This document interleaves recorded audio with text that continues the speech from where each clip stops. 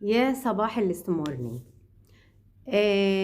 امبارح كنت برضو في كاب، آم، سيارة أو عربية أجرة اللي هي المدفوعة دي، شركة من الشركات برضو.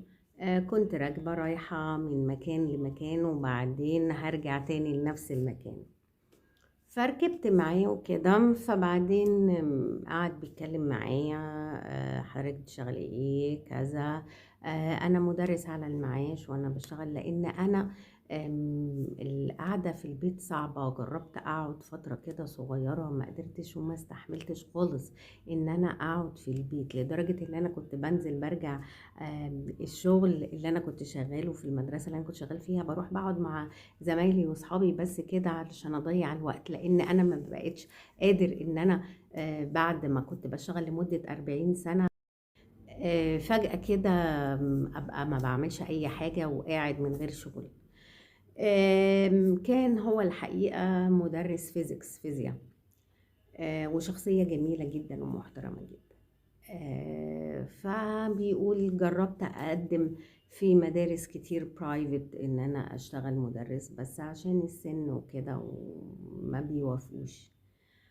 أم، حتى افكر كده واعمل كومبيرنج ما بين في الدول العربية، نظرة المجتمع والشركات والمؤسسات والمنظمات بمختلفها، نظرتها للشخص اللي بيعمل لديهم، اللي عامل الموظف ايا كان ايه، سنه صغير وسنه كبير. ونفس النظرة دي الواحد شافها في مجتمعات بره، في مجتمعات غربية، مجتمعات أجنبية عننا.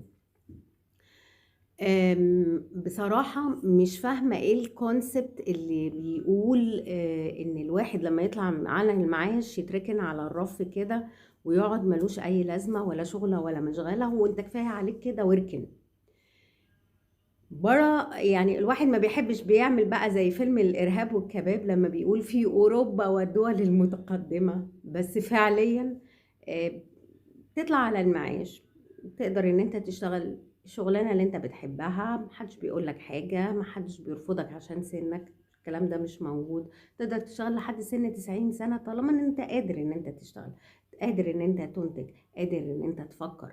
الريتايرمنت بلان، خطة التقاعد بره، دي بتبقى على اساس ان الواحد بعد ما اشتغل فترة طويلة من حياته، لو حابب بقى يسافر يتفسح، حاطط خطة هيعمل ايه في حياته، يبيع بيته ويشتري يات، يعني يخت قارب،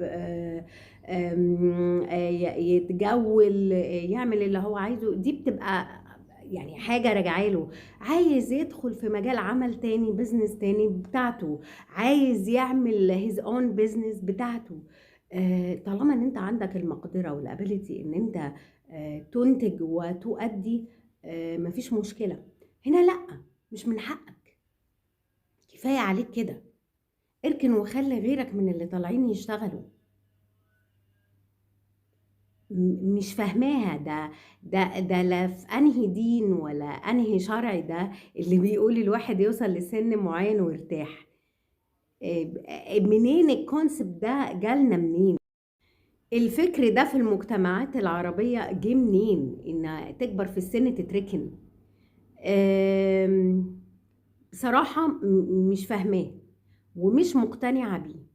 وزي لما انا دايما بقول فيها حاجة حلوة ونشجع ان احنا نظهر الحاجات الحلوة، بس لما بيبقى في حاجة وحشة نتناقش فيها بموضوعية، بفهم للمواضيع، بشرح ان احنا نقول احنا شايفين ان ده غلط، او شايفين ان ده فكر مش صح عايزين نصححه.